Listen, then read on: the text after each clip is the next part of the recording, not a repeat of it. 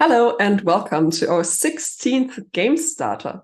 This is a live event, a live stream in which we take a closer look at different jobs in the games industry.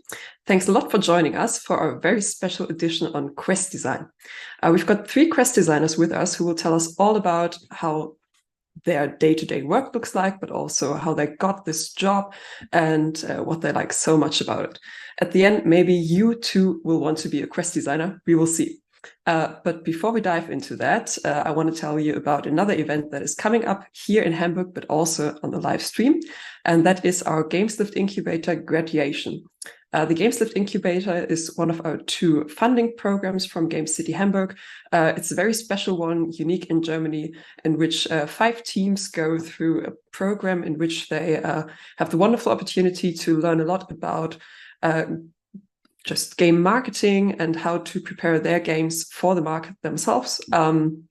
They have loads of workshops and different knowledge transfer programs, but also some funding opportunities in that. And so at the end of this program on December 5th, they will present all their learnings and how they proceeded with their game projects during the last few months. We are very much looking forward to that, and we would love to see you either on site in Hamburg or also in the live stream, which you can find again on our YouTube channel. But let's get to the chase. This is a game starter after all. So you are now at point 1 in the agenda, which is a welcome introduction. Welcome. But also just on the next slide, we will introduce you to our panelists and then start our discussion round. We've got loads of questions prepared for a wonderful panel, but also we are just waiting for your questions. You can ask them in the chat at any time. We will then relay them to our wonderful panelists, but also don't worry if your question hasn't come up.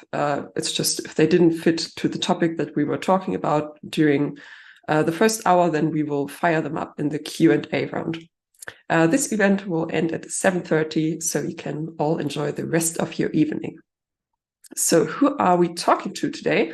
We've got 3 people with us. First one is Dominika Kuczyńska. She is a quest design coordinator at CD Projekt Red. Next up is Mascha Camino. She is a quest designer at Guerrilla Games. And last but not least, we've got Mariia Vasylkovska with us. She is also a quest designer at Playground Games. We will now introduce the panel to you, or they will introduce themselves to you in just a second. Thanks for joining us. Wonderful panel. So you are now with us. Thanks so much. We have now seen just a bit of what is prepared tonight, some questions. First up, it would be great if you could just tell us a bit about yourself. Where are you working? I already mentioned that, but also what exactly do you do there? How long have you been in the industry, and how did you get to where you are right now? Dominika, maybe you could kick us off. Sure, with pleasure. So good evening, everyone. My name is Dominika Kuczyńska, and I'm a quest designer and quest design coordinator at CD Projekt Red. I have been working in CDPR for 5 years and started as a junior quest designer in Cyberpunk 2077. Before joining CDPR, I worked for 3 years for a smaller company creating mobile games. So, you know, it's been like 8 hours in game dev so far.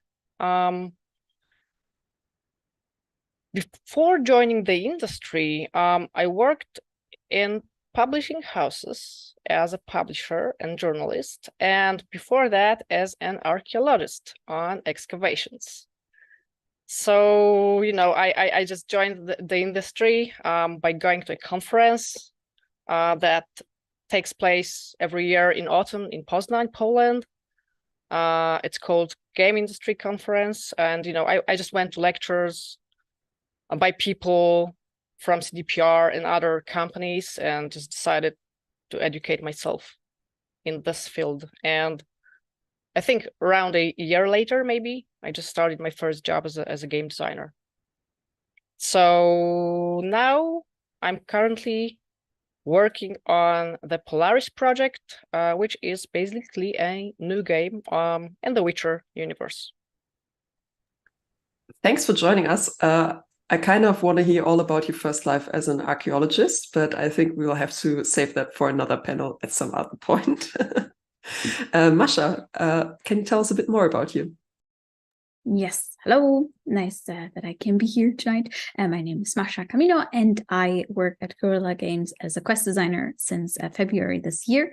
Before that, I have been working in Berlin with an indie game studio, Maschinenmensch, and I've been there as a game designer. So I've also been a quest designer only for 25 seconds or something like that. And I've been studying game design as a Bachelor of Arts in Berlin from, I think, 2017, something like that. So it's a 3-year kind of study. And I've did lots of events around marginalized groups in game dev during the time, and that kind of like influenced my decision to then go to Guerrilla Games as well and to become a quest designer and to make, meaningful stories there. So I design quests and activities, and I work closely with the World Systems team and stuff like that. So yeah. Thanks for taking the time today. And last but not least, Mariia, what about you? Hello, everyone. I'm glad that I'm the last, so I could have the pattern of the speaking. My name is Mariia Vasylkovska, and I work in Playground Games as a quest designer.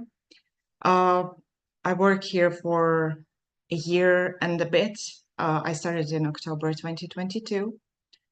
Before, I used to work in Frogwares, which makes detective games like Sherlock Holmes Chapter 1, Sinking City, and so on. I'm in the industry for 4.5 years. That's, again, not very long, but it was a very diverse journey. I started just almost accidentally. I used to write as a hobby, and at some point I was like, can I be hired someone as a writer, but not to do advertising or anything like that?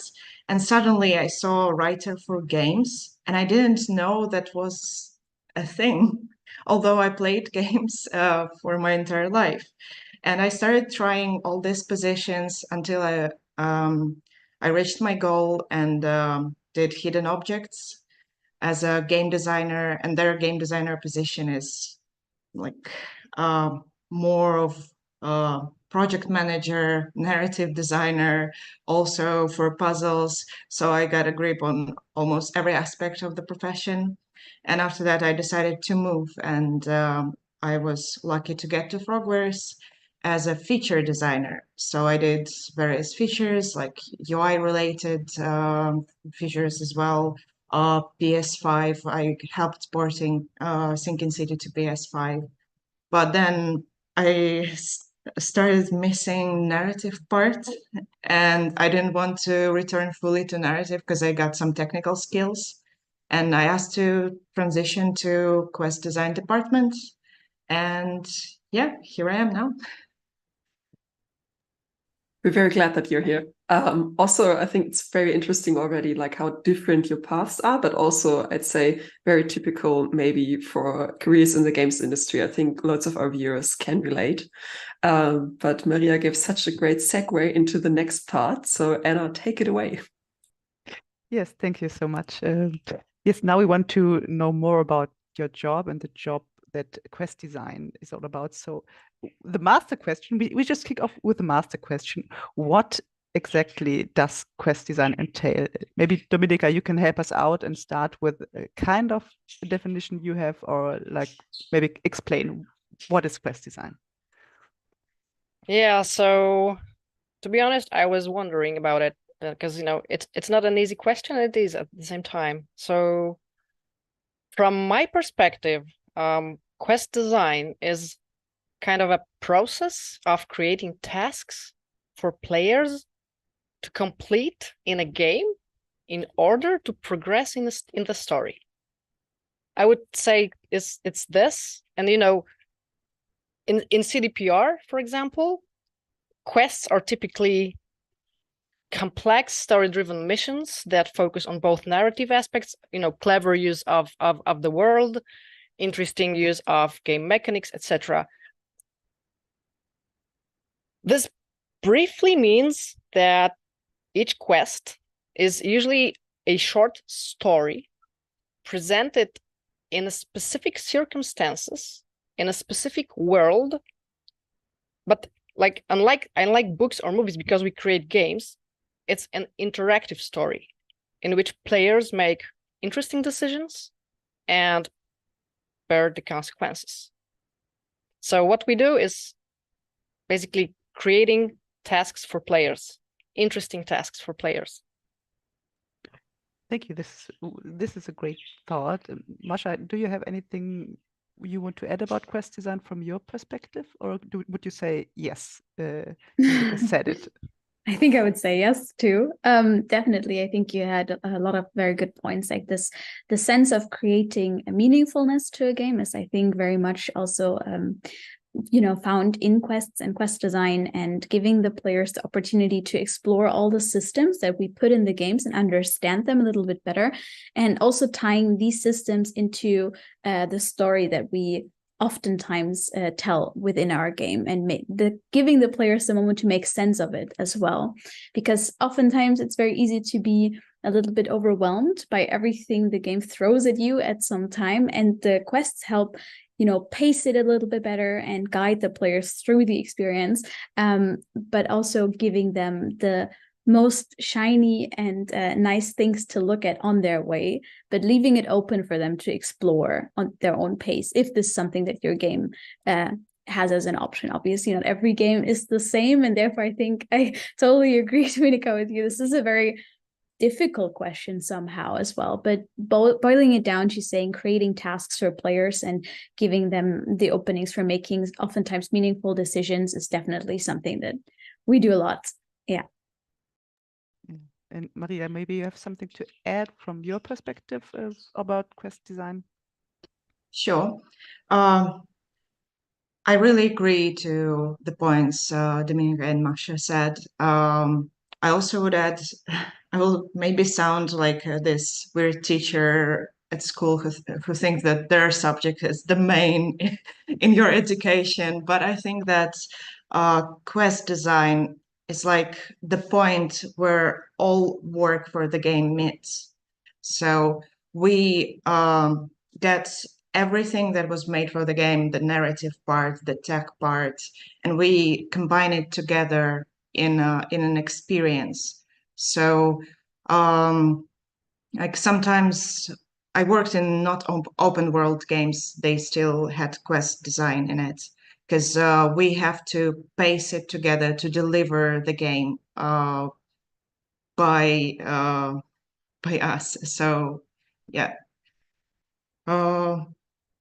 And yeah, the other points about the tasks, and yeah, to show all the systems and everything we have in the games world in the best possible light for players, and make them to experience it and interact with it, not just tell, to show and engage in everything we try to tell. That is quest design for me. Oh, yeah, thank you so much. I think there are some great insights into it. Now we want to look more into how your work is all about. So which departments do you work closely with? Or maybe you can explain that a little bit better, Mascha. Which departments in your work are you working closely with? Yeah, something that Mariia also already said is that it's a lot of interdisciplinary connection, and I think so quest design is very much a combination of narrative design, level design, and game design, and therefore in bigger companies you oftentimes have respective teams for these disciplines, and therefore you work very closely with those teams specifically, but also tech art is incredibly important for quest design, and everything that we want to build, they have to say, actually, that is not possible, and we can build this instead. And I think I also work closely with writing and narrative to make sure that the ideas that we want to bring to life within our quests are also aligning with the overall vision that we're having for the project and for the story. So I would say game design, and however to phrase it without saying things I'm not allowed to say, I think with the department that is for, if you have a form of combat in your game, then this department is important for your quest as well, if you want to incorporate combat as well in that specific game. So this department too. And yeah, I think game design in general has so many little subgroups that are sometimes more important for your specific quest, and then others are more important for that specific quest. But yeah, and all the artists, I think quest design is really, as you said, Mariia, like the teacher that thinks we are the center point, but we do collaborate with mostly every single department, as well as audio. We can never forget how much the audio team enhances the experience. So yeah, but on a day-to-day basis, I would say combat team and game design, that is really big for us specifically. Thank you. And Mariia, can you maybe say more about your departments, or you want to share which departments are important to? Yes, I think I'm allowed to say that. I talked to my lead about the questions.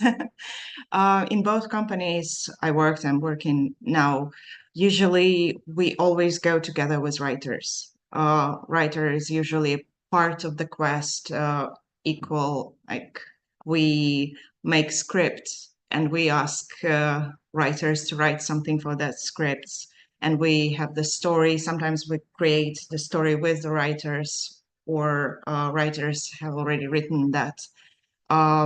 Also depends on the game.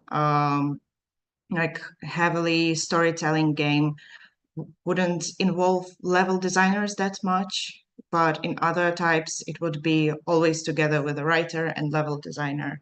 Then goes art department to dress everything we created, and in later stages of production it will add the sound, cinematics, and yeah, game design as well. But in ideal world, we should have all the features prepared for the quest, but that's the ideal world. Yes, thank you. And Dominika, can you say something about departments, or maybe which you work closely with as well, or is everything set and you are just the master educator? I think, well, basically I agree with what the ladies said, but I think I can add a few more sentences to it, because to be honest, I need to cooperate with every single department to coordinate, our efforts towards it. Like someone said, I think it was Mascha, we need to have a unified narrative version of the quest, right? Or even the game. So in my case, CDPR games are, narrative-driven games mostly. So on a daily basis, I most often work with writers and cinematic designers. So, we are discussing the quest together, we are iterating on it, we are shaping the narrative layer, etc. But every day I also talk and discuss issues regarding the quest with people from teams that are theoretically less narrative, like level design, for example, or environment artists. Their influence on how the quest is played or how it is received is huge, right? Then, there are people who provide us with custom characters, with custom assets, effects, sounds, etc. So I also have to talk to them often, because they need to know precisely what my expectations are and what needs the things they provide us should fulfill for this particular quest, right? Another example, of course, we also talk to gameplay designers, because they need to know how we use their features in the quest, or maybe there is a need to change something somewhere, or maybe we need, I don't know, a new weapon. The that we want to introduce somewhere to the game in a given quest. So we quest designers, in turn, we need to know all the time what they are preparing for us, right? We talk equally often with open world designers. These are people who are responsible for making the world fulfilled with interesting content. So, what they build in the places where the quest takes place must be consistent. So, because, our themes, our topics often kind of interpenetrate, complement each other, or sometimes one results from the other. And one very specific thing, I guess, maybe not, because we also talk to programmers all the time. And this is important, for example, in our case, because we now switched to a new engine in which we have not worked before as a company. So we are basically developing it strongly, because we want it to serve us as we need, and we want it to meet our requirements for a AAA game. So we quest designers are really involved in creating tools for us. So I don't want to, because I could speak a lot about this, but as I said at the beginning, every single department, I would say. Yeah, thank you. Yeah, I also want to add just one more thing, because I 100% agree with you. I feel like talking to programmers and technical designers is so important. Everything that is interactable in the world is not initially interactable, so we have to make it so. And therefore, I really think these departments are extremely important. And one other department which I wasn't very aware of while I was still in indie game development, because it's just not, it was just not used as much because we were much smaller, is the systems department. So that you have an overarching world systems department that is in charge of so many of the systems that are underlying in your game, and it very much speaks about the motivation that you want to invoke with the quest. And so many people can and have to be involved in some of these decisions, because you want to make sure that you don't motivate the players for the wrong thing accidentally. So I think, the systems designers and progression designers are also people I talk to a lot. Okay, so it's not sitting in your room and doing your stuff alone. No, this is not the thing. Maybe I want to ask about the difference between quest design and narrative design, but I want to do it after I ask about when does quest design come into the development process. That was a question from the chat as well. Is there a point where quest design starts, or when does it come to play? Maybe Dominika, you can maybe briefly explain where is the point where quest design starts? Or I promise I'll be brief. So no, you can talk more, but just to make us help understand. So in fact, almost at the very beginning, as soon as we have a game script, we sit down and write the quests. First pitches, then detailed scenarios. This all takes a lot of time, so it's important to start doing it ASAP. That's it. Would you agree, Mariia, or is it different for the productions you worked on? Sometimes it differs from production to production. Like if the game is something new for a company, or it's change of tools or something, we can try to create quest more to test some certain features, for instance, knowing that this quest will throw away. But yeah, prototyping quest usually goes as soon as possible. Although at one of my previous jobs, we had a joke that this is the moment when all the quest department can go for a vacation for 3 months. Maybe we should rent a villa somewhere. But then we were returned to the earth with quest prototyping features and systems. Interesting. And Mascha, can you say something about when quest design comes into play, or is it more complicated? I think as highlighted already, it is very much a start doing this as soon as you can kind of thing. And I would also say that an important decision is if you are making a live service game or if you're making a single player game, for instance, that is not a live service game.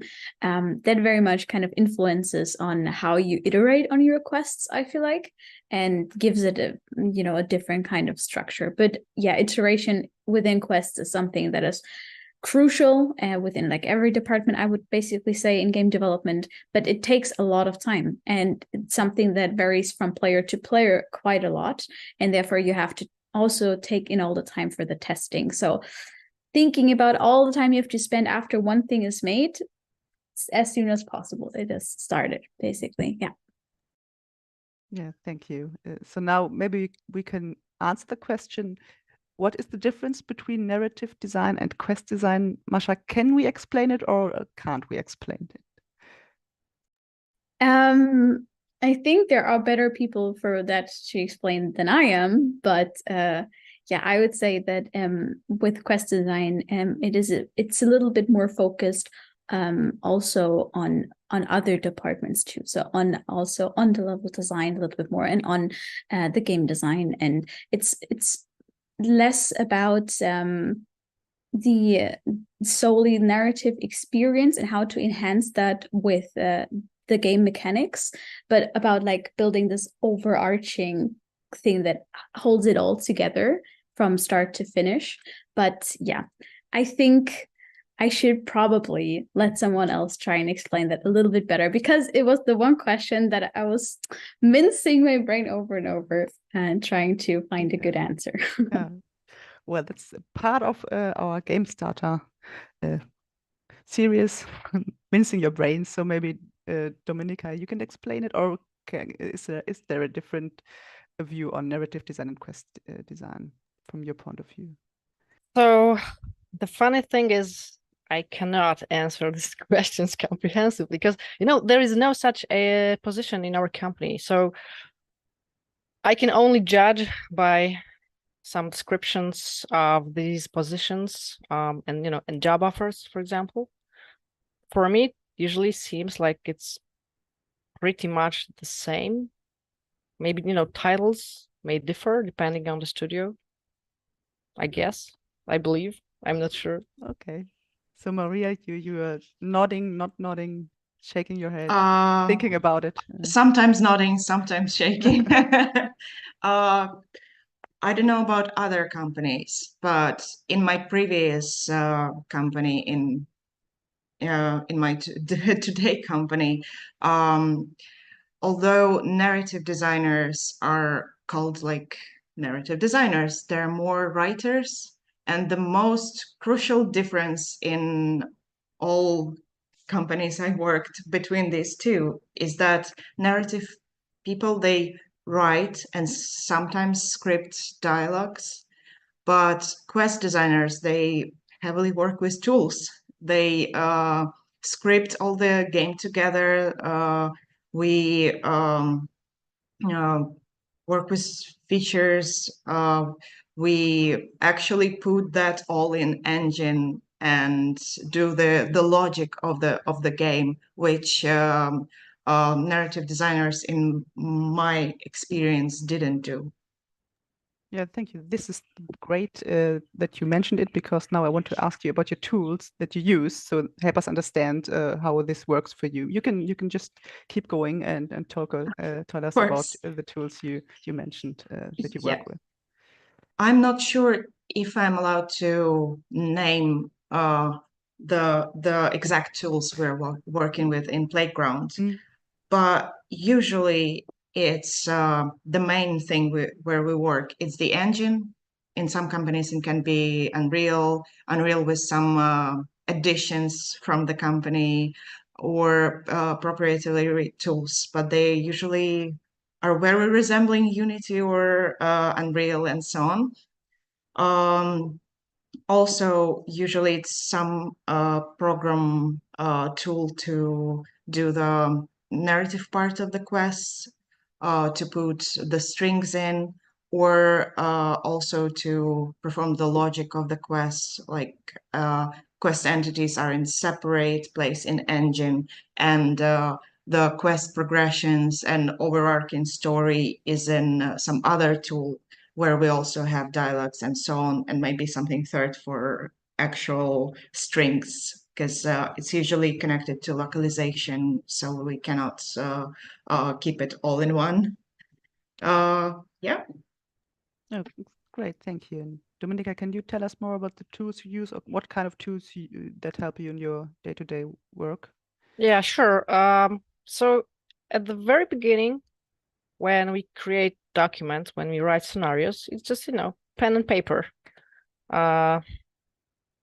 Then it's mostly the engine, as Mariia said. So it was a Red engine for Cyberpunk. Now it's Unreal for the next Witcher. Of course, we are constantly creating documentation, writing down new ideas during subsequent iterations. We are having a lot of discussions, both during calls, because, for example, some of us work remotely, so we have a lot of calls, or in the messaging app. But most of our quest work is visible in the engine, because we can just play the quest we create there. No, that sounds helpful. And Mascha, would you agree? Is this something in your day-to-day life works with this kind of tools, or are some other kind of tools in your? I think it is very similar for us as well. And within Guerrilla, we also use our own proprietary engine, Decima, and it has a great workflow for quests specifically as well. So as Mariia also explained, there are different parts within the engine where we do our work. So it feels like we're using 4 different programs, but it's the one thing, it's the engine. But the one thing that has not been mentioned yet is something that I really love using. It's Miro. It's like a mind map boarding app kind of thing. But you can create all sorts of things. You can create great quest flows within this. It is great to showcase your idea before you've put it into the editor. You can slap on 1,000 pictures, and you can even draw with a drawing tablet in that. So I often also use Photoshop to sketch up ideas and stuff like that, to showcase the flow of my quest and how players interact with a certain thing, for instance. And we also use Google Slides or PowerPoint for CBs and to create creative briefs to showcase to our peers or directors or whoever needs to see that CB. So yeah, we also have lots of documentation in just text form in our in-house wiki kind of thing. So it's lots of texts, then it's lots of pictures, and then there's the engine who does the most work. Yeah. Oh, great, thank you so much. Maybe we can head over to your work day. Is there a typical work day you can explain for you, or is this depending on where you begin? So maybe Mariia, can you tell us, how does a work day for you look like? Okay. It Just depends. simple questions. Yeah, avoiding the icebergs of NDA restrictions.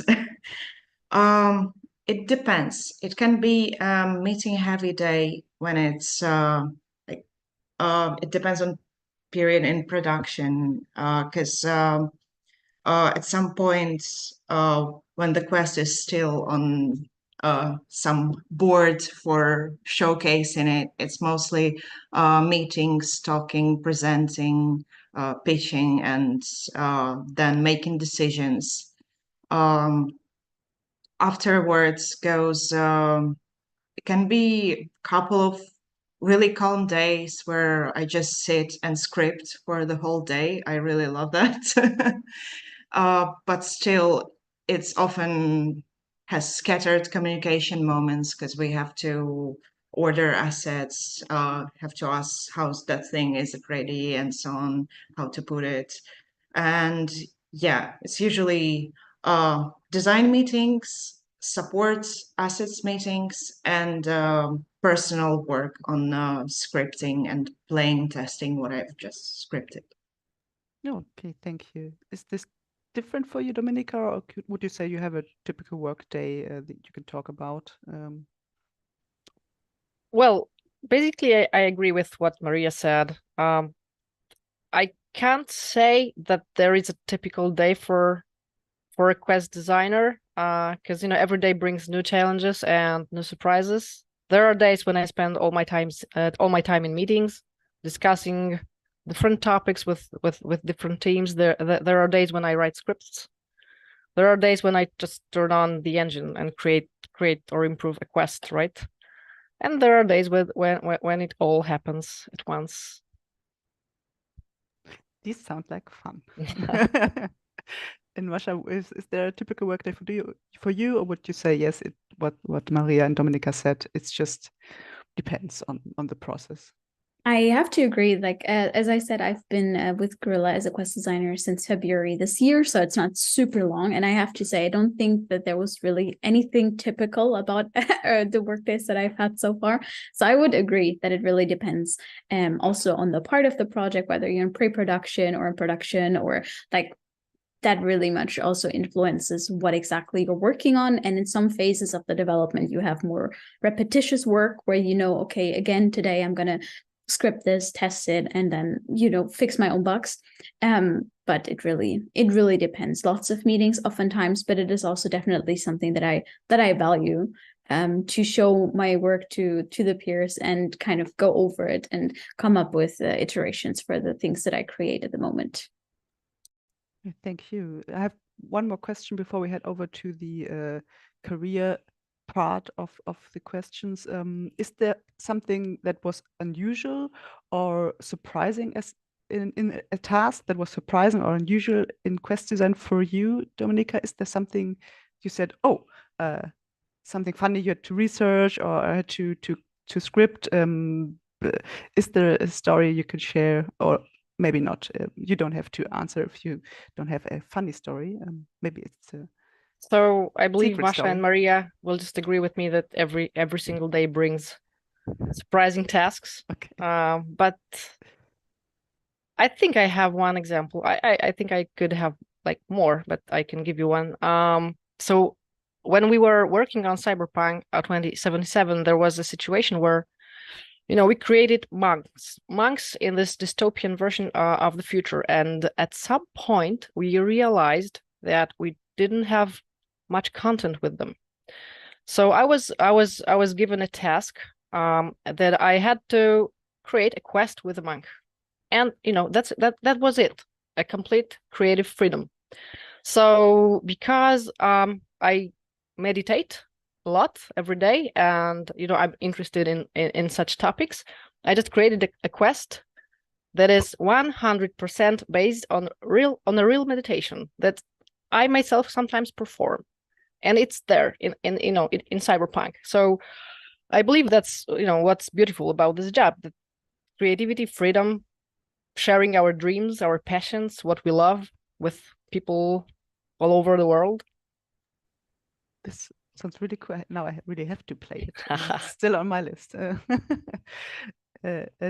Mascha, is there a story you can share, or a funny remembrance of a task you had? I think I can't really go into detail here without the icebergs. But I think it is very fun to see, and also what I've heard from the development of previous projects at Guerrilla is how many people put their pets in quests in Horizon, and it's very lovely to see and kind of see the situations where they end up, or you see a specific animation where Aloy interacts with something and you're like, well, I've seen this in our Slack, haven't I? And that is I think that is something that I would probably mention without going too much into detail. Thank you so much. Mariia, do you have something you would want to share, something you remembered? Sure. I think it's not like a single situation, but I used to work with detective games. So it's usually clues, murders, thefts, and so on. And to show that, to make an investigation for a player, I had to Google a lot of weird stuff and to the moment when it's like, are you quite all right? You can call this line to see if you need to seek help. Like, oh no. Also, Googling this stuff, it changes advertising on Google and in Facebook drastically. So it thinks that I'm like half 70-year-old grandpa who's very fascinated with his garden or something like that. Yeah, for Fable, I don't think I can tell much, but it's not a real world, and it's more creative freedom, I'd say. And the other thing, which is not a story, but I think it's a situation which every quest designer has in their life when it's kind of the end of the project and we need more content, but we don't have a budget for that. So we have something that was already recorded, something that was already drawn, and we have to make a story out of that using only what we have. And it's usually, it's very fun to work with. Reduce, reuse, recycle. And I also like that. I think you probably also really know that situation. Whenever a new game comes out that is quite influential, and then the new the new ideas that you see for quests are very much relying on some of the ideas there, and that is so fun to see how everyone uses bits and pieces and creates something new. That's cool. Yeah, thank you so much. We will get to some questions from the chat later. I think maybe now we will talk more about your career at your career start, and Helen will take over from here. Yes, the chat is on fire, basically. Thank you so much for all the questions. We will definitely get to them. But now we will move along for now.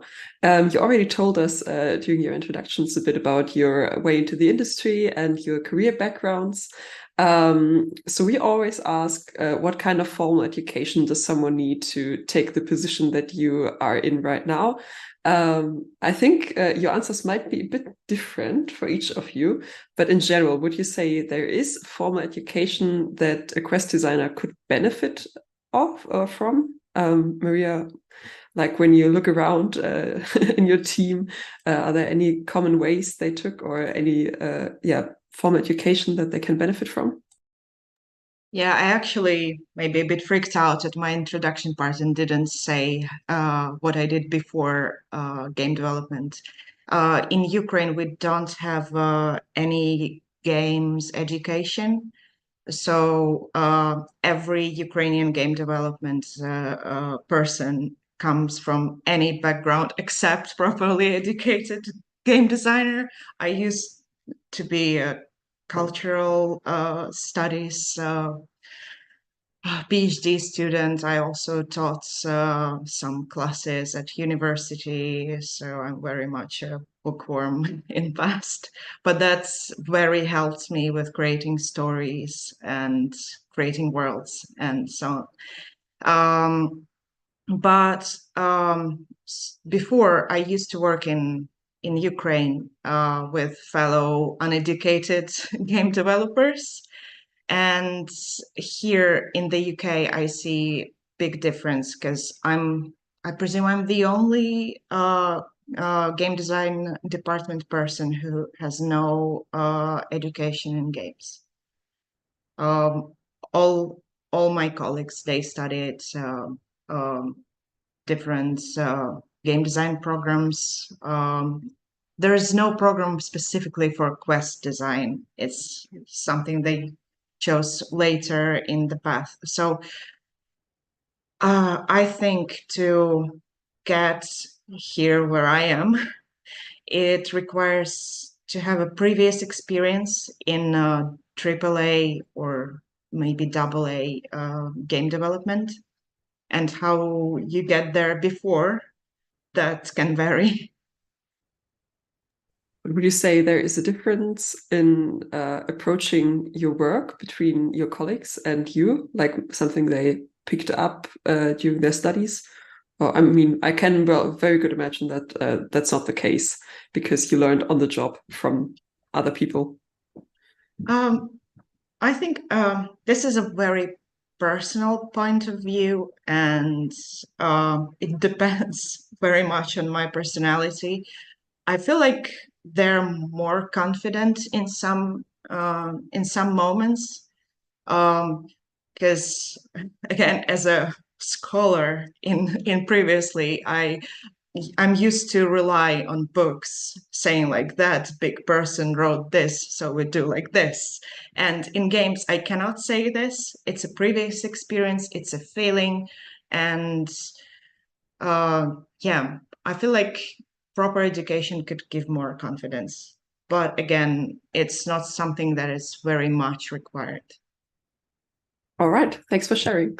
Dominika, what about you when you look around your team and your own experience? You say the formal education is more of a nice to have, or is there a specific formal education background that a quest designer can benefit from? So I don't think any of us and the team have a basic education in quest design. Maybe someone has something connected with the game design. I'm not sure. For sure, we have a lawyer, a philosopher, a nurse. As I said, I am an archaeologist by education. So for sure, some of us have additional courses, I would say, additional education, like, yearly courses in game design or level design. I think, however, what is the most important and what cannot be avoided is a contact with culture, developing yourself, reading books, as Mariia said, watching movies, playing games. I think we draw inspiration and experience from everything, from traveling to gardening to politics. Like overall, broadening your horizons is key here. All right, so quest designer needs to be a curious person, definitely. Yeah. A jack of many trades. All right. Mascha, you mentioned you have studied game design. Maybe you remember something from your game design studies that you'd say, okay, you can still carry this over to your quest design days, or is it just like a general education that you benefit from? So after I finished my school in Germany, I actually wanted to study psychology, so I did that for a little bit. But I realized I would like to do something a little bit more creative here and there, and I didn't even think about that you can study game design. I loved games, and I played games with my dad since I was a kid, but it never occurred to me that someone has to make the games too, and that could be me as well. And that was such a revelation, because at some point we went to like a education fair where people can like decide, okay, what do you want to study? And I was like, oh, I'm gonna be a marine biologist now. And then there was a game design booth, and I was like, what? This is insane. And my dad was an actor also before, so he was also fine with me pursuing a more creative career, which I'm still, and my mom as well, and which I'm still very grateful for. Obviously, that's a privilege to study game design, because oftentimes people call it like a made-up job and stuff like that. I think everyone in games has heard that before. But then I was able to study game design in 2017. I think we were the third course that the university had offered back then. So it wasn't super developed yet. And I think they had great approaches oftentimes, not so great solutions oftentimes as well. So I think there are obviously a couple of things that I still can take over. I think I learned how to study, which is something that is a great skill to have. And I learned how to work with all sorts of people already in university because of all the different projects that we made in different courses, which I also think all the soft skills are so important as a designer in general, as a game person, but especially as a quest designer. And that is something that I still take away from back then, especially when you're working with someone where you see, maybe we have different opinions, but let's find a middle way. Let's work it out. Let's see what's the most fun actually for what we're trying to create. So when I then studied for 3.5 years, and you also have to do lots of, we learned how to code, we learned how to do art, and we learned game design. So it was like 3 courses based. And that was very good to understand, okay, this is a thing that I really like to do, and this is what I really don't like to do. I thought I would become an artist, and I realized I don't want to do this at all. This is insanely cool if you can do it, but it's not my passion, and I didn't know before. So it gave me the opportunity to explore that within like a safe environment sort of thing. And it was good to learn tools already. So we used Photoshop and Maya and Blender and lots of different things that I think helped me then later on look at C# and look at C++ and look at different programming languages without being too scared of it. I think that is something which we oftentimes kind of ignore. It's like, what do you mean you're scared of coding? But many people look at code and think, I can never understand this. And I think that is a very common feeling and totally okay. But when you then kind of like get to see it in this like safe environment and it gets explained to you, it's their job, then it's a little bit easier for some people to get the hang of it and realize, oh, I can understand this too. And I think that is something that I can carry with me now whenever I'm introduced to a new program, a new software. I'm like, okay, let's dive into this. Let's see. It's made for people like me, so I can understand it. So that is, I think, a good takeaway from university. Yeah. I think that's a great mindset to have. It's made for me, I can do this. This actually brings us to our next question. So I think we have established that you can become a quest designer with all sorts of different backgrounds, but of course there definitely are some skills you should possess or be able to pick up. And of course, there are loads of different skills, hard skills and soft skills. So maybe if you could tell us a bit more about what a quest designer should possess skills-wise. Mariia, maybe you could kick us off. Sure. Okay.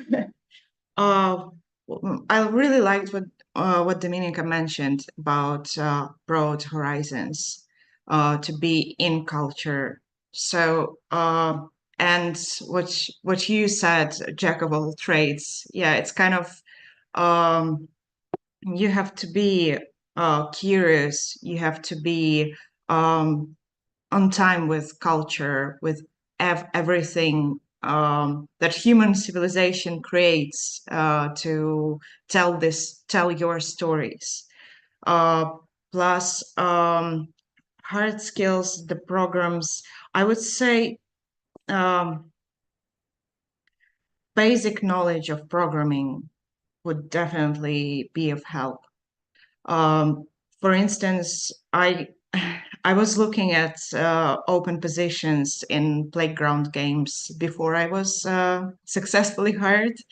And before that, knowledge of any programming language was required for a quest designer. And I was like, okay, I had just some Code Academy fun course on JavaScript, so I won't try.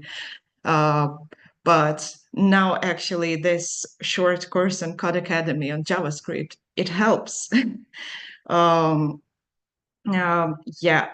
The other stuff, I'd say it's about communication, empathy, because a lot of people, what I notice, who are interested in making games, they're introverts, and they imagine game development professions are something like, I will sit in my room in my own worlds and create. Unfortunately or fortunately, that's not true. It's constant communication with a lot of people, and it's not a lonely artist.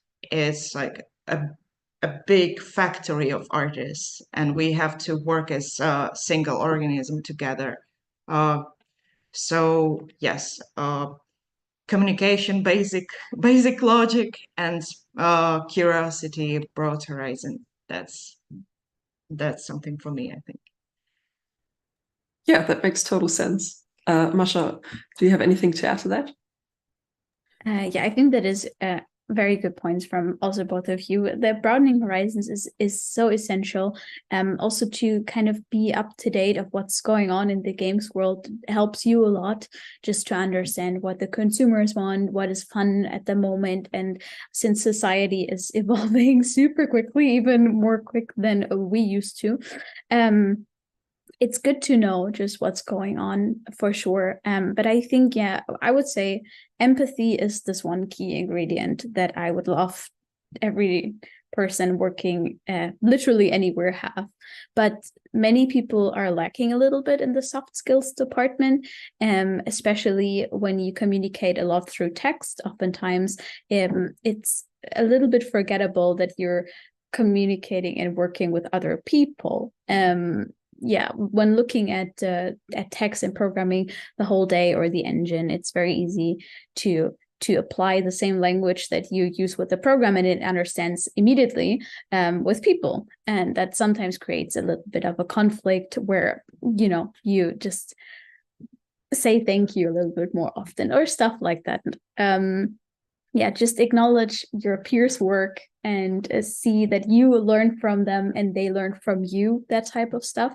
So you never feel like, okay, we're in a competition and we have to kind of like go against here. No, we're doing all of this together. And the game that we're creating at the end is something that we all want to present to other players. And that type of mindset definitely helps you, I would say, to also work on something which you don't usually do, for instance. So be open for new things. Definitely like to learn new things is definitely also something that I think is important. And yeah, as also Dominika and Mariia both said, be inspired by things you maybe don't think about that can inspire you, and sometimes do things that you're not usually doing. So don't play games every single day all the time maybe, but also pick up a book, go to a museum, swim in a lake, like something like this. And all these experiences that we are experiencing in our lives, we can then also put into games. And the more variety you have there to pick from, the easier it will be in your job. Like easier in big quotation marks, obviously, but yeah, I think it helps. Real life lessons in this game starter, I'd say. A bit of appreciation, a thank you, and a nice emoji go a long way in any job, I think.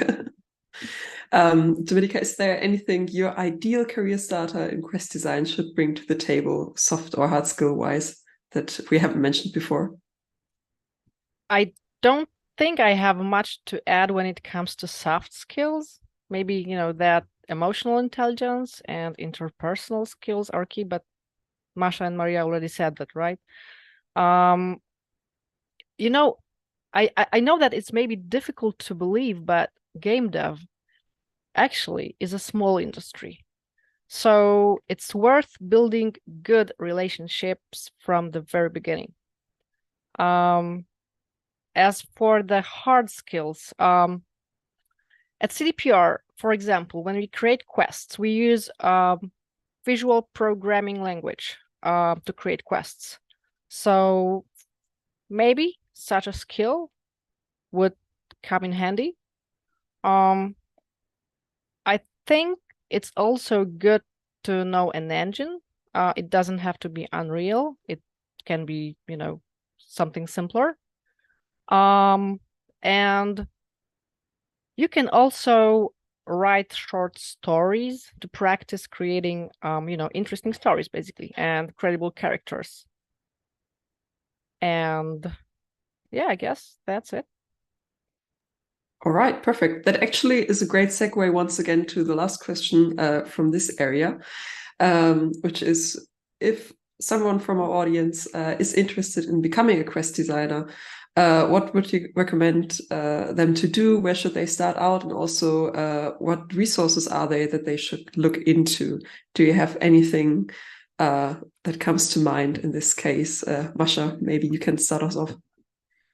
Sure. So I think what definitely helps, especially if you don't have any background in games prior, so you've not been a game designer before, or have not worked in games before in any way, I think what helps a lot is watching GDC talks from other professionals, understanding how a game is actually made. So not everything is made by that one person all the time, but it goes into very many varying departments, and see how they are interconnected. And GDC YouTube channel has already a gigantic library of very fantastic talks by great people, giving you the option from jumping from one topic to another.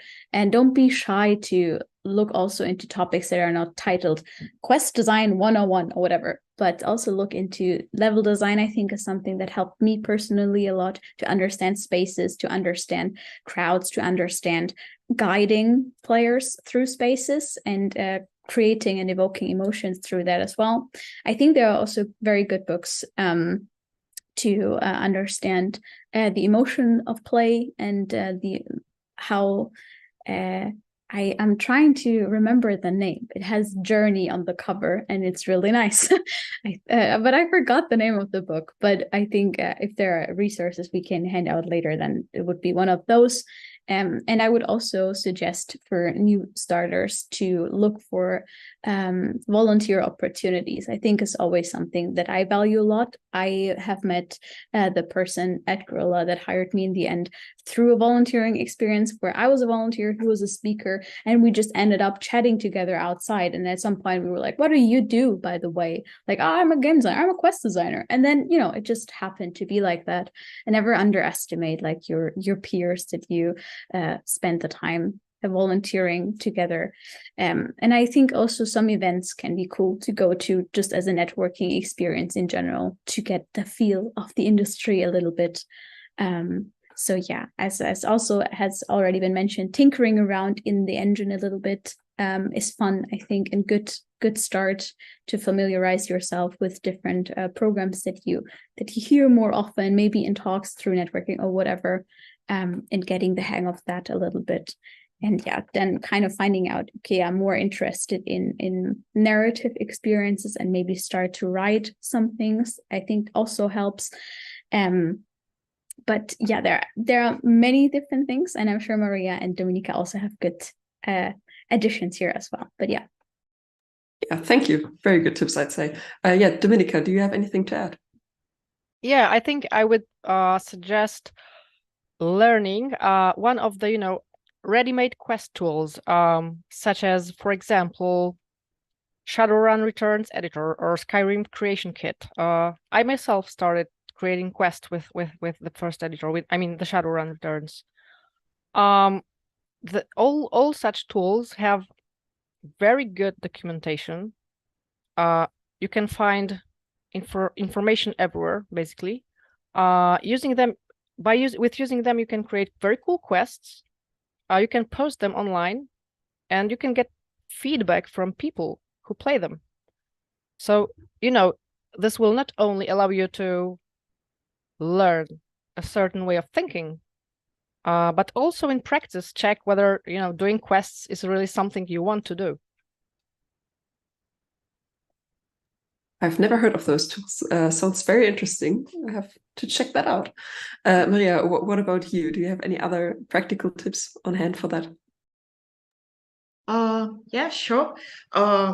Actually, these tools are really good thing to learn, even like for people who are aiming not at quest design, but these engines, like for Skyrim, they were made public, and I think it's Forgotten City. It's quite successful game in 2021 that was made originally as a mode for Skyrim in Skyrim Creation Kit.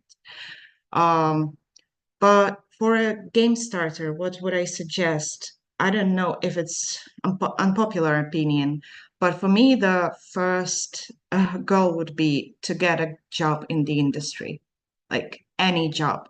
For instance, Ubisoft often hires people with not much experience for quality assurance people, like junior QA positions, just to get the taste of the industry, to see what different departments do, to get maybe connections, and also mobility through your company you're working in. between departments is much easier than just trying to knock at this door from the start, because the threshold is quite big to enter the industry. So for me, it would be like, do everything to enter the industry and educate yourself while doing that entry-level job. Try to create your quest, volunteer for some game jams, read books, and at some point move to the department you actually want to work in. Yeah, I think one thing that you just mentioned now, I also wanted to mention again, is game jams. I think just making a couple of games goes such a long way. It can be the smallest bitsy game possible, but just to have that understanding of how to make a little game. I feel like with every person that I've spoken to in university that ended up not getting a job in the industry, this was really a thing that they just stopped doing after getting out of university, applying for jobs. They stopped making games, and I would say never try to stop making games or creating something with your mind and your hands is definitely good learning. Great, thank you. Great tips all around, I'd say.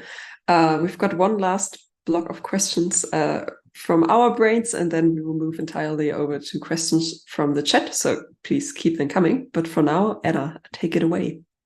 Yes, thank you. Now we want to probe your brains for some more tips and insights to get into the industry. Maybe some easy part or not is to answer, is there anything you wished you'd like to have known before entering? You already told us a bit about your experience so far, but is there anything you wished you'd known before you started? Maybe Dominika, from your point of view, is there anything you'd wished you'd known about entering the games industry? You know what? I think the most important thing was that I always thought that making games was super difficult, but it turns out it's not. I mean, it is and it's not at the same time, but it's not a rocket science, right? You can learn it, you can achieve it if you are persistent in working on yourself in this direction, and that's basically it. Yes, and Mascha, what would you say? Is there anything you would have liked to know because you started a bit earlier? Is there anything you would wished you had known before entering? Or yeah, so I started studying when I was 18, and I think one thing that I've noticed was that people are glamorizing some developers like they are gods or whatever. They have all the knowledge, but they are also just people, and they do like games. And that is the one thing that kind of like connects all of us, to try and not put people too much on pedestals, and make sure that you understand that this is not required of you, that you become the most genius person in the room in order to make a game, because everyone can make games. And it's up to you to make great games with your colleagues and your peers. So I think try to not freak out too much all the time. Most of the people that I have met do know the imposter syndrome, even though they have 25 years in the industry. Do not forget that. And it's really always okay to ask questions if people offer you to ask them questions. Really take advantage of that, and not be like, if I ask this question now, this means that I will be exposed that I have no knowledge. And I wish that I would have asked more questions when I was younger and when I started my jobs and stuff like that, to not be too afraid of that. Because yeah, at the end, we just want to help each other out, most of the people. And yeah, I think that was definitely something that I'd liked to know a little bit more. And yeah. Thank you so much. And Mariia, is there anything you would have liked to know before you started joining the games industry? I think the only thing I regret is that I started really late. I was 27 years old when I started to work in games, and I tried different career paths before, and I wish I knew that to make games, you don't have to be 100% programmer or 3D artist, that various professions exist in games industry, and a lot of different skill sets can be useful for that. So yeah. Yeah, thank you so much. I have one last question about this. So when you know you want to work as a quest designer, is there something you can bring as a portfolio or work samples when you want to apply? Is there anything you can show when you want to be in this division? Maybe Dominika, you can answer. Is there anything you can bring? For a quest designer, the best portfolio is the quests they have done. That's why it's a good idea to do some quests in, as I mentioned, some ready-made tools, or during the game jams, as Mascha and Mariia said, and just do some quests and show them. Yes, and what would you say, Mascha? Is this a good idea to show? It is a good idea, but is there anything else you can show as a portfolio when you want to become a quest designer? Yeah, so for instance, like I was a game designer for 3.5 years before I did the quest design, and I knew very little about quest design before I applied for the job at Guerrilla. And they give you also a test where you actually develop a quest yourself. And what also just helped in my portfolio that I had prepared is my design thinking. Just how do I approach a problem? Why do I think this is a good solution? And how do I iterate on that? And just write out all your design thinking definitely goes a long way, because it is much easier for people then to understand how you work and how you approach the problems and stuff like that. And what I also think was kind of nice is to, if you don't have the technical tools, to write out the quest flow with the punchiest quest points that you want to have in your quest. Sometimes that's not enough, and I think that is completely fair. And if you can then translate it into one of the tools that Dominika, for instance, has mentioned, even better. And if you then show both and explain why you did A and B and how you iterated on this, I think that's a great piece to have. Yeah, thanks so much. Mariia, could you add something from your perspective? Or is it like, yeah, do all this and you will get the job? Yeah, I would say that do all this and you will get the job. Ready quests, recordings, video recordings of your previous quests, builds of the small games you made. If it's, for instance, a transition from game designer position to quest designer position, and you don't actually have any quests ready, I feel a good addition could be your own written stories or paper designed for a quest. And of course, actually, this is a very important thing. I said a lot of times to a lot of friends who tried to go into games, not sure if it's in this section, but prepare a cover letter explaining why are you aiming for this job, what you like about it. Because this just your CV and maybe portfolio, it doesn't show the personal connection, and so help yourself to persuade the recruiter that you want this job and why. Thanks.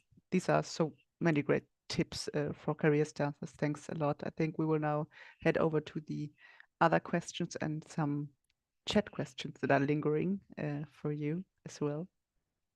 Yes, we've got quite some questions from the chat. The first one I'd like to ask you is, the person said, oh, there are a lot of quests that fall into similar groups, like fetch quest, basic tutorial, stuff like that.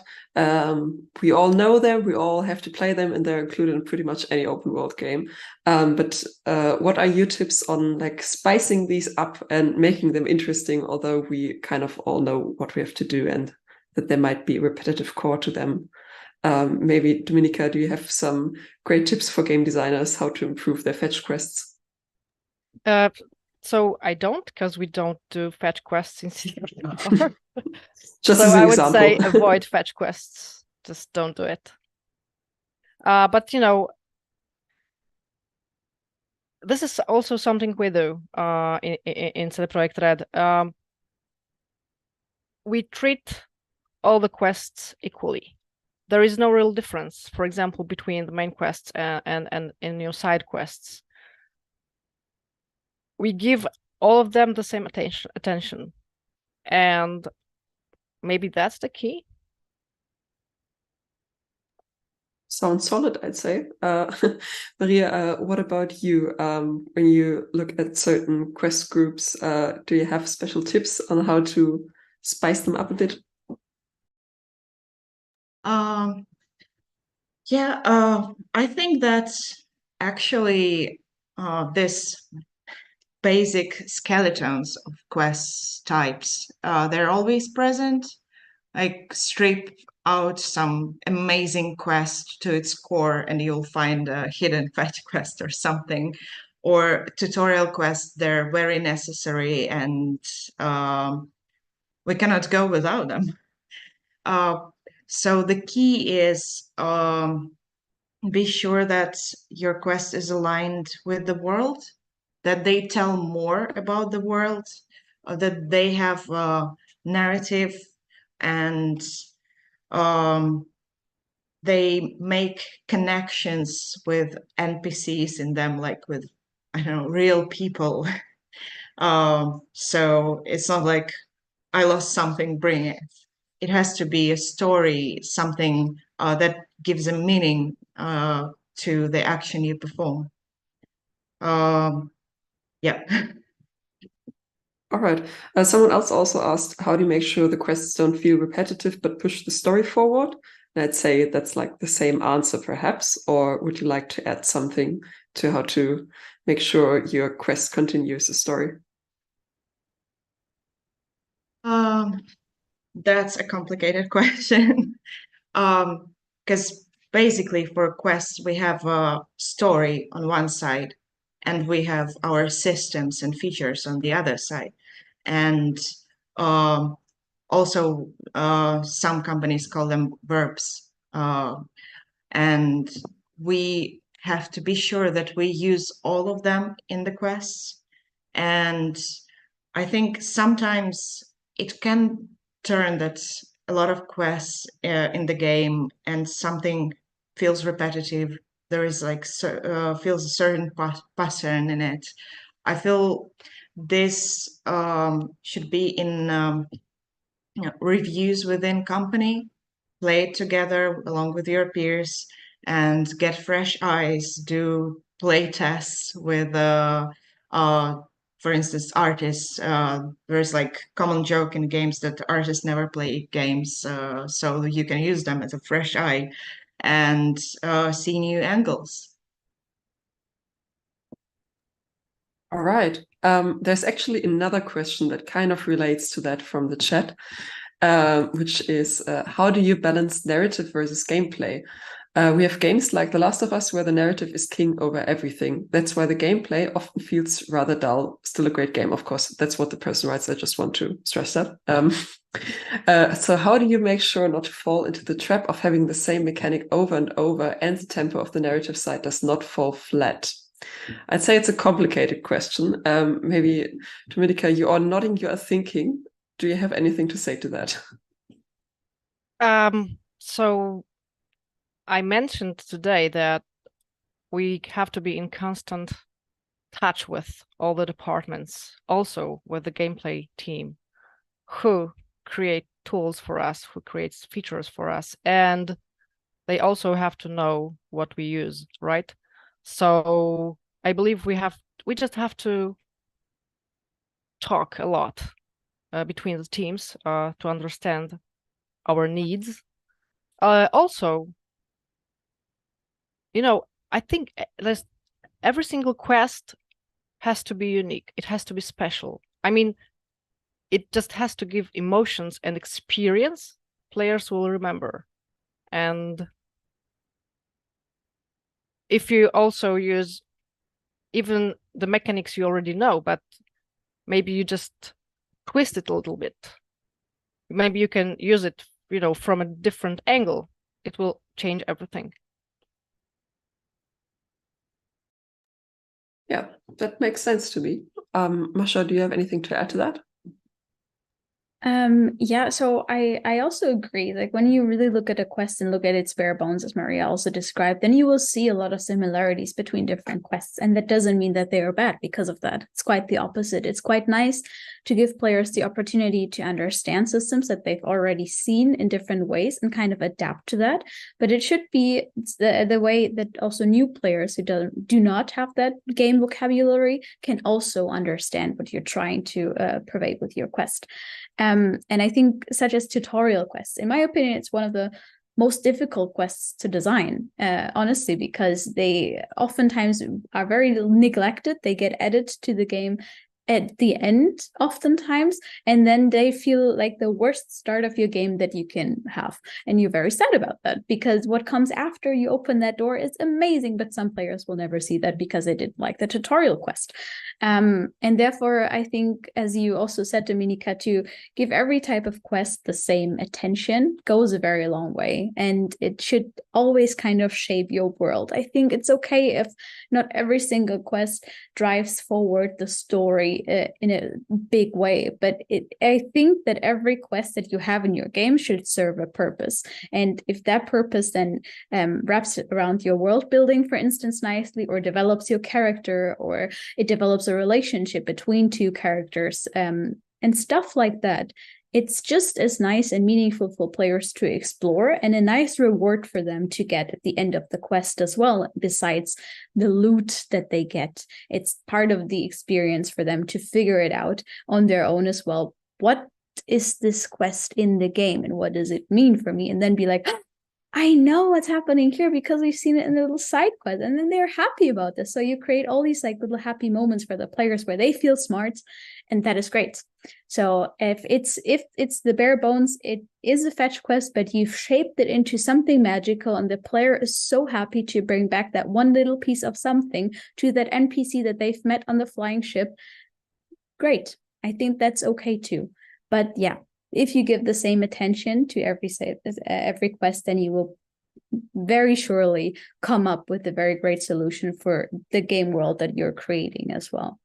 But yeah, be aware that players might have seen this before. And I think also it depends, as you said, on the game. I think The Last of Us, as an example, really much is also okay with using mechanics oftentimes over and over again. And when you think about it, it also feeds into the narrative, because the characters that you're playing are not over time evolving into super mutants with like 500 different abilities or whatever. They're staying the same kind of human. So narratively, it does also make sense to have a little bit more repetitious gameplay here and there. But yeah, I understand, like from a gamer point of view, you want to have all the new shiny things all the time. But sometimes it's okay to not have that, I think. Yeah. I love it, like the little situation you just described. Oh, I saw something in a side quest and now it's in the main quest. And I always get so excited because I think, I guess I did the right thing. I already discovered this. It's awesome. We've got one more question from the chat, which is, do you actually program? Like, do you write raw code, or do you like prefer to use some tools like Blueprint for Unreal, for example? I think you already touched a bit upon the tools you used, but apparently there was some confusion. Do you actually program? Mariia, maybe you can tell us, because you mentioned your code classes. Oh, yes. I'd say in 99% of time we don't actually code. We use Visual Script. Also, we can tweak some parameters, and visual coding, it's different from raw, real code, that we don't actually write all the functions, methods by itself, but it still has this logical flows that come from programming, like conditions and or branches. That is something you should know, because actually quest design, scripting a quest. It's telling a machine how to make stuff look like the story for a player, but it's other language that machine uses to get that. So yeah, in some rare cases, maybe when tools are still under development, we still can have access to some XMLs, editing those, but again, it's not raw code. I saw nodding all around, so I think Mascha and Dominika agree, and I'm not sure if you want to add something, just unmute yourself and throw it out in the world. But yeah, no, I think then we will come to our very last question to tie this wonderful panel up, which is, can you tell us your own favorite quest from any game you've played or worked on that you'd like to share with the world, a quest they have to see in their gaming life? Maybe Dominika, you can kick us off with that. Well, it's the most difficult question today because I don't have one. Because there are so many good quests. I appreciate like different ones from different games. So well, when it comes to CDPR games, I really like the famous quest with the Bloody Baron from The Witcher 3 Wild Hunt. Or for example, from Cyberpunk, I like the one with the Paralysis couple. I think it was called Dream On. As for games from other studios, for example, I like many quests from Fallout New Vegas. I won't list them all because there is really a lot of good content there. And someone today also mentioned the game for the Forgotten City. Like for me, it's just one big quest designed in a brilliant way. I really respect this open design used there in a wise and creative way. So no, there is no one best quest for me. I appreciate many of them. There's just too many good ones out there made by your colleagues. Exactly. Love that. Mariia, what about you? What is your favorite quest or one that comes to mind? As I said it in our before a small talk, I was lucky to get this question almost every time at every job interview. So I have a prepared answer, but again, there are a lot of good quests, and it's even a bit weird to choose one because it's like person who reads a lot of books, they usually don't have one favorite book. And for me, one of the best main quests in the world is, which Dominika mentioned, the Bloody Baron line in Witcher 3. And my choice initially always falls at, again, Witcher 3, Tower of Mice, just because it's one of the best examples of a good side quest. It adds up to story. It adds up to the world. You discover this part of, I think it's in Velen still. And we didn't mention this even once, which actually surprised me, the surprise that a good quest usually has a twist, a surprise. It's sometimes even overuse. Like everyone are trying to come up with a surprise for every teeny quest, like tutorial fetch quests. But still, this twist, it hooks the player to the story. It makes us want to discover more, and it gives another angle to the story. I know that it's maybe impossible to spoiler the game that came out like 9 years ago, but I won't spoiler for anyone who hasn't played Tower of Mice. And yeah, New Vegas, it's like a Bible for quest designers. Everyone mentions this when it comes to quests. And yeah, and not open worlds, not quest-rich games. I also like them because it's like one single solid story, and if it's good, it's amazing. Right, so there was one last tip for our game starters out there who want to become a quest designer, which is have your favorite quest on hand when you're in a job interview. Good to know. Yeah, but last but not least, Mascha, what is your favorite quest? I think it's also very difficult. Like, I wouldn't choose one quest, but there are a couple of quests that I really like and that come to mind. And I've recently played Alan Wake 2, and there is a scene in Alan Wake 2 which completely surprised me, and I was blown away by the creativity of that scene. It's without spoiling too much for Alan Wake 2, but it is a musical scene, an installation, and the usage of the space that's super creative. And the guiding of the player throughout that level, adding so much more to the overarching storyline of the character of Alan, and tying that all together with elements from the first part, and just the way it is presented too, absolutely beautiful. I had a great time with that. But also Witcher 3 was also one of the reasons I wanted to make games, was also Witcher 3, a huge fan of the game, and everything that was connected to the crones was I loved every single moment. What great characters.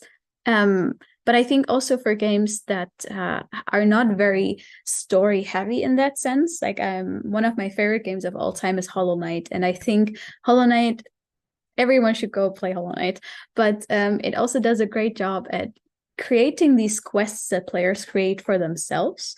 So you go out through the world and kind of make up your own quests while you're in the world, which I think is super nice. And then sometimes sprinkles in some lore that you then understand while, interacting with the world. And I also really love the Nail Master quest within Hollow Knight. And it has so much hidden content. The longer that you've played, the more you unlock through the quest that you already thought was closed. And I think that is a really great example. And I think many people are probably surprised that we didn't mention Baldur's Gate. I'm sure Baldur's Gate has great examples. I still have not played more of Baldur's Gate, but Divinity 2 has great quests too. And it's from the same studio. So yeah, there are also fantastic little silly quests, which I think you should also not be afraid to be a little silly sometimes in your games. Yeah, yes. I think those are wonderful words to close this panel with. Don't be afraid to do little silly things sometimes. So let's wrap it up. Thank you so much for joining us to a wonderful panel. Thanks for taking the time and sharing your insights into the job of a quest designer with us. I think it was very insightful. I learned a lot. Also, thanks to everyone from the chat who joined us, to a wonderful audience for your wonderful questions. We'd love to see you on site in Hamburg or in a live stream on December 5th, so you can see some great projects from Hamburg, some game projects, but also make sure to maybe subscribe to the channel or our newsletter or any other of our channels so you never miss another game starter, and we can see you again soon. So have a wonderful evening. Thanks for joining, and bye-bye. Thank you a lot. Bye. Thank you. Thank you.